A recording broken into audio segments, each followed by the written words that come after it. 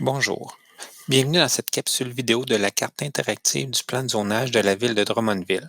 Celle-ci vous permettra de vous familiariser avec les différentes fonctionnalités du menu principal de la carte. Le menu principal se situe en haut à droite de la carte et contient 7 icônes, soit de gauche à droite, la légende, la liste de couches, Google Street View, les outils de mesure, le module d'impression, les outils de dessin, et le guide de l'utilisateur. Au chargement de la carte, la liste de couches est activée par défaut, vous permettant de voir l'ensemble des éléments disponibles dans la carte. Il est possible d'activer ou de désactiver l'affichage d'une couche en cochant ou décochant la case à gauche du nom de la couche. Par exemple, en cochant la couche zonage municipal couleur, celle-ci apparaît à l'écran et lorsque je décoche la couche zonage municipal contour, celle-ci disparaît. Aussi, en cliquant sur les 3 petits points à la droite du nom de la couche, vous avez certaines options, comme par exemple modifier la transparence d'une couche. Comme ici, on peut modifier le pourcentage de transparence de cette couche. L'icône de la légende vous permet d'afficher la symbologie des éléments activés dans la liste de couches. On y retrouve donc le nom de la couche ainsi que la représentation sur la carte. Avec Google Street View, vous pouvez ouvrir l'application Street View. Pour ce faire, cliquez sur l'icône et ensuite à un endroit sur la carte près d'une rue. L'application s'ouvrira alors au bon endroit, vous permettant de naviguer dans celui-ci.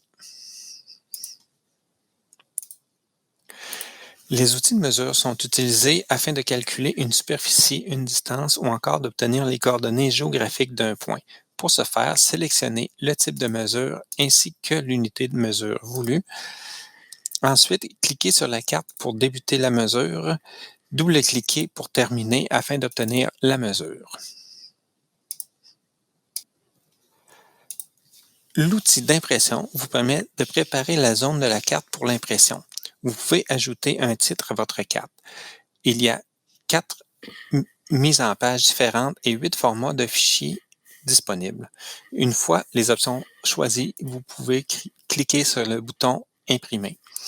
Dans quelques secondes, l'application aura créé la carte vous permettant d'ouvrir et de télécharger cette carte. Voilà qui est fait.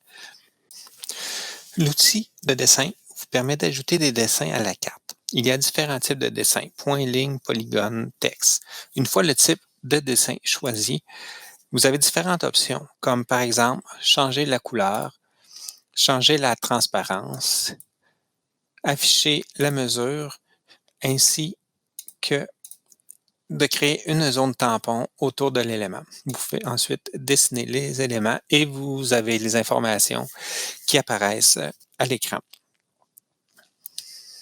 Dans le bas de l'outil, vous avez différents boutons vous permettant d'annuler, de rétablir ou d'effacer tous les dessins. Vous pouvez également sélectionner un dessin pour le modifier.